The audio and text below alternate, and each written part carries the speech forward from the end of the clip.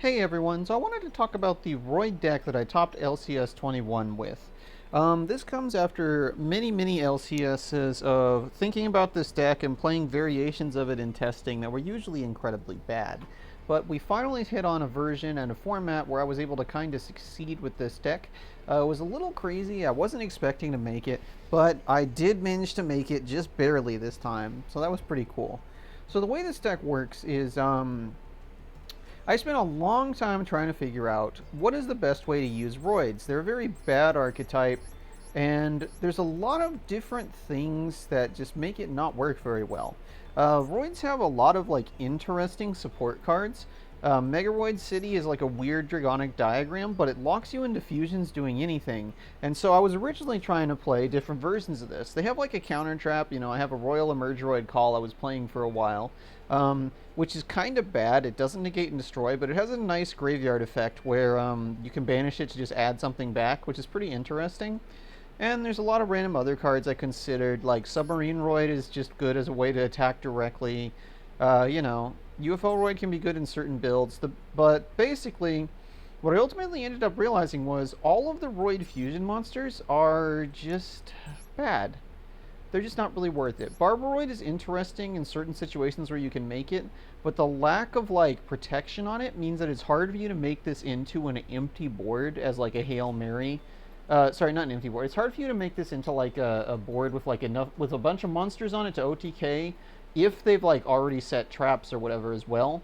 It's just not a great option. Like you end up spending all your resources on this card, which is cool, but it has trouble OTKing even if like it can pop two things because it's not like the ancient gear fusion in that regard or anything like that. And there's all these other ones. Parapsychroid is all right, and then most of these are too hard to make or don't have the greatest payoff. You're putting too much investment in.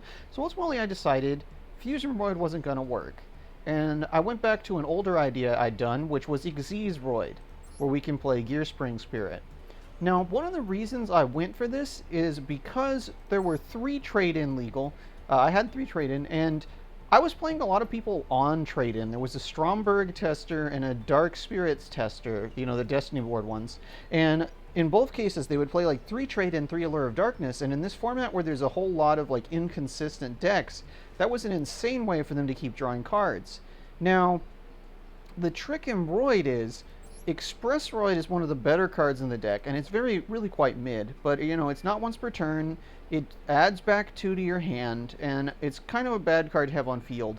But if you have enough like ways to move cards around, like to get stuff onto the field and keep special summoning, then Express Roid can actually get a whole bunch of stuff in your hand, which can be really useful.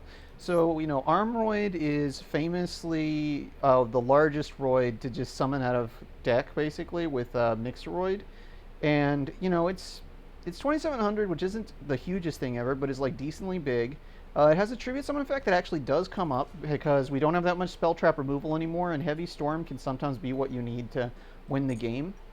But essentially, Express Roid can put these Armoroids and these Dragon Roids back in hand and then turn trade-in back on, even if you weren't able to do it at the time. You don't always have to have this in hand when you have trade-in, as long as you have access to your engine. So the core idea for getting this to work was I was playing 9 trade-in targets. Dragon Void makes your deck smaller because it basically, like if you open a hand, let's draw some random hands right here. If you open a hand like this, you actually discard Dragon Void, you get Armoroid, then you trade in the Armoroid, draw 2 more cards, and then you can like normal Express Roid, put these 2 cards back in your hand, and if you draw trade in again later, you can use them.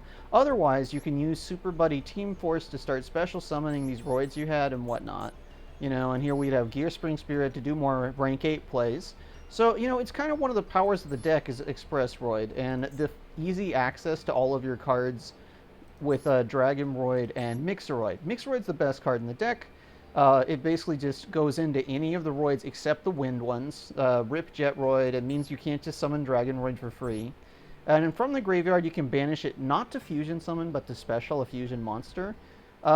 This is why I'm only on Parapsychroid, because essentially you can use this effect to make it for relative cheap by banishing 5 cards and attack once, which can sometimes win a game. Sadly, I never ended up doing it. I never ended up needing it this time, but in testing it sometimes comes up. So the core of this idea was based around this thing where it was like I can play 9 level 8s that are all useful to me in some regard. I can play trade in to keep drawing, and that lets me see all of these different trap cards and stuff that I have at different amounts. Um, let's go card by card. And actually, well, let's say one more thing. Ambulance Roid is a very weird card, and it's the unique card. In fact, you see that I've actually named this version after Ambulance Roid. Well, the trick is, Ambulance Roid lets me special summon a Roid monster when it's added from the graveyard to my hand, and Express Roid, as you know, is one of the better things in Roid, and then it just adds cards to hand. So, if I had, like, if I went Dragon Roid into Armor Roid, discarded it, and then I had both Ambulance Roid and Express Roid on board, I could add 2 of them back, and then special summon them immediately and make one of my mini rank 8s. Which, of course, goes great with Gearspring Spirit, who just kind of jumps onto the field. It does get turned off eventually, but you can still use it for trade-in, so it's not a useless card.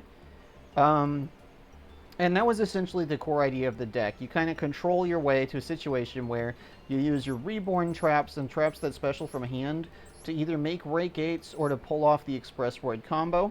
Mixroid can go into either half of this as long as you have it in the graveyard. And then you can use these to reborn Mixroid as well to keep doing that. And otherwise, you can just use them to make rank 8 plays when you don't draw into this whole situation. So that's kind of the core idea of the deck. It's all the trade-in engine in a deck that can play trade-in without having to, be completely stuck on the 8s, because Dragon Roid is technically also my other Roids. Now, I don't really want to be discarding Dragon Roid for Drill Roid or Express Roid to normal summon. The one normal summons you really want are Mixroid to make Armoroid, or Card Trooper, who is very important for filling the graveyard to turn on my traps. But essentially, the deck works around that core idea. So we'll go card by card, as I said.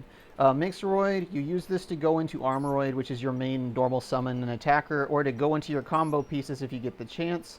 Both Mixroid and Dragonroid immediately put a machine in the graveyard, which means turn 1 Gearspring Spirit can be summoned, which is very useful. Drillroid is just here as a Roid with a mild attack stat. There's not that many other targets for Mixroid that are worth making.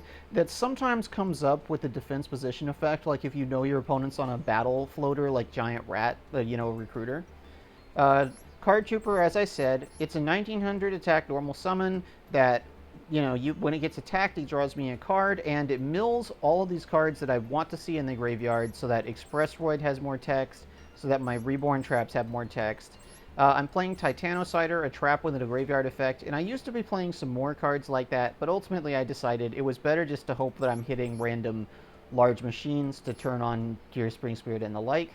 Armoroid, the tribute effect comes up. I like having 3 copies in deck so that Mixroid can always go into it, or at least routinely go into it. Gearspring Spirit, just a great extender in a pure deck like this. It does get turned off in the late game, which is unfortunate, but there are certain ways to deal with that, and worst case scenario, you just discard it. Dragonroid, not a card, it has the most hilariously useful graveyard effect ever. I've never done the fusion summon effect in any meaningful way, but it is just an 8 that is actually pretty large and lets you, as I said, decrease the size of the deck. Looking at the non-engine, Cyanite Universe, we'll come back to this. Lance, there was a lot of interaction traps in the format that were giving me an issue. For example, if you summon off of the Express Roid Ambulance Roid combo, both Dragon Roid and Omeroid, and your opponent lances or bottomlesses it, then you just lose all of those cards. You can at least lance one of them to save it. Same thing, if you use this whole combo, an opponent Fiendish Chain or Breakthrough Skill tries to negate either monster, Lance keeps the whole combo going. Obviously, it doesn't work if your opponent has multiple interactions, but at least you've traded with one of them. Bottomless is just a generically good card. You want to draw this when you're in the early game and you can't do all of this churning through your card stuff with the funny bits of the engine. So you just want to be hitting important cards to slow your opponent down so that you eventually get to the point where this matters. Bottomless Banishing is also hugely important because so many cards now do something in the graveyard or when sent to the graveyard or can be recurred somehow, and you just want the ability to say no. Quaking Mirror Force, I wasn't originally on this. I was on some other stuff, but we left one Mirror Force legal in this format, one usable Mirror Force, And there were some decks where I just needed like an answer to a board after they set up. Like if I went second, like I would draw all these cards, but my only interaction would be bottomless, and they had like 3 monsters on board, and I wanted something like Quaking where I could just like block the whole wave of attacks and then like try to keep on going. Uh, Here are my 6 revive traps. So Back to the Front is just a generically powerful reborn. It's not a continuous trap, so you can chain it to attacks to like double cyclone or stuff that would pop it, and it still works. This is a huge bonus in this format. Super Team Buddy Force is an interesting card in that it has a major weakness as a reborn, which is if they just remove the monster it targets, then it fails. But on the other hand, it can summon from hand, and most importantly, it has a floating effect. So the crazy thing is, if your opponent activates Double Cyclone, like trying to destroy your set Buddy Force, and you have the right targets to activate it, you can target your monster, say like Express Roid, to summon Ambulance Roid out of your hand or your graveyard. The hand thing is huge because often stuff gets stuck in hand. And then Double Cyclone will resolve after Buddy Force while it's still on the field but before the chain ends, and destroy it, triggering the floating effect. So, basically, you can get the effect of this card and get another copy to use later for free. It's crazy when that happens. Titanocider is just a weird card where, in games where the extra deck matters, Titanocider can just shut it down completely. Opponent has to constantly be playing around it. If they can only make like one extra deck monster a turn and can't make a huge push, this card is brutal to be stuck under because it keeps coming back, giving you this swing in the next turn where you can beat over it or get rid of it somehow. And, you know, a lot of times opponent has to be putting all their effort into handling this card. Problem with Titanocider is, if you play 3 copies of it and you draw it all the time or draw multiples, the multiples are almost useless because it's hard once per turn and it keeps recurring itself. And there are many games where you'll be up against someone whose main threat is a special summon monster that isn't from the extra deck. And that's like really frustrating to have like 2 Titanociders set and they're completely useless in a matchup. There were like a bunch of matchups where Titanocider just wouldn't have done anything, so that's why I'm on 2. Because the idea is, I used to be on 1, but I wasn't seeing it enough when I milled for it. The idea is you just use Card Trooper and mill for it, and there's like a 50% chance, there's a twice as high chance of hitting one of these as you get halfway through your deck, versus, if you only have 1 copy, you hit it sometimes, but not that often. So the idea was just, this is a way to get free value in a deck that kind of was running low on free value other than just milling monsters. And then Dark Factory of More Production is just a way to churn through all these useless cards that I sometimes add back to hand or search to hand. Dark Factory is an insanely good card in formats like this because people are using 1-for-1 removal like Bottomless, or they're trying to like mind control your cards, and the ability to just send it immediately and draw instead comes in handy over a long game. As I said, I'm trying to churn through my deck to get stuff in the graveyard, and I don't always draw trade-in, even on 3 of it, so having a few Dark Factories was just very useful. I didn't want 3, because if you draw multiples, it's not that good, but 2 is, again, the chance of seeing 1 is fairly decent, and again, my deck, like, limits its size quite a bit. Like, it decreases its size with all these guys that go to another card and trade in, which lets me go through cards, and this guy, which mills. So the chance of me seeing at least one of these is a bit higher than you might expect. Finally, we have Silent Universe. This is a funny card I've been playing for a while because it allows you to just shuffle any card in any graveyard into the deck once per turn. In the early games, this isn't that good because I want to be filling my graveyard, but it's good for harassing an opponent's graveyard, which has like they're trying to get set up. They're dependent on all these effects that are stuck in their graveyard, waiting to banish them on a later turn. And, like, for instance, there's this card, Wild Wind. Let's see, we don't need to look at fusion monsters. Wild Wind, this card is very powerful because it summons itself, and then on the next turn it banishes itself to add a card from deck.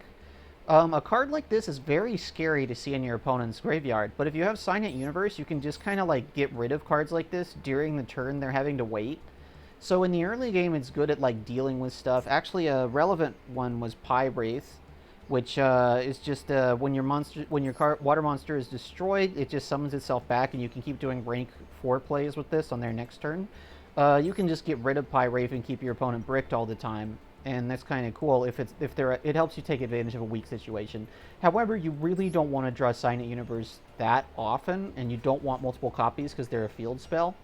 Um, so the other advantage of this card was I was only on one ambulance roid, and I would often end up with all my armoroids gone. So Mixeroid is very useful so long as there are roids in your deck. But once you've drawn every roid in your deck or stuck it in your graveyard somehow, Mixeroid's ability to like find stuff or even Dragon Roids becomes much more limited, which is tricky for setting up the whole combo. Well, Sign It Universe answers that question, because if I can get Mixeroid on board, I can use, and I have Sign It Universe, I can just shuffle back like, Express Roid or Armor Roid or Ambulance Roid, whichever one I want to use the Mixeroid to turn into, and then it's in my deck, so I can just use it again. And I can also use this as an anti-stall card in some situations. If my opponent is like just trying to deck me out or something, I can keep putting cards back every turn, which is relevant with how much I'm drawing in this deck. It keeps your deck size pretty consistent. Another final thing is Gear Spring Spirit only can be summoned if you have only machine type monsters in your graveyard. Well, a lot of my extra deck cards are not machines, and it's very important that I can access all of these cards. So if I have a bunch of Gear Springs stuck in my hand and I draw Sign It, I can shuffle back like a Lancelot I made, and then I can summon Gear Springs that might be chilling out in my hand, and then make, say, the same Lancelot again, which is the main intent of this card. You're supposed to use it to keep putting back your single copies of extra deck cards. That's basically everything to do with the main deck. Let's talk about the extra deck. Parapsychroid. This is the one Mixeroid target that I always play because it has a relatively small footprint. You just need to play a few machines, banish 5 of them total, and you can summon this card to do a little bit of extra damage. I used to be playing the Emergeroid called Negate that this would turn on, but I would always draw it when it was completely useless instead of milling it, and I just got tired of that. My rank 4 pool. All of these serve a few different purposes. Black Ship of Corn came up, very important. It just removes certain stuff that you really don't want to hit over, like a Recruiter that's in a face-up for some reason or something like that. Ragnazero is just a good card if it's ever relevant, and it often is, because people are having all kinds of monsters with boosts or monsters that are getting decreased, and Ragnazero kills it and pluses you by drawing one card as well as removing it, which is crazy. Rhapsody Berserk, this came up. It's just graveyard hate.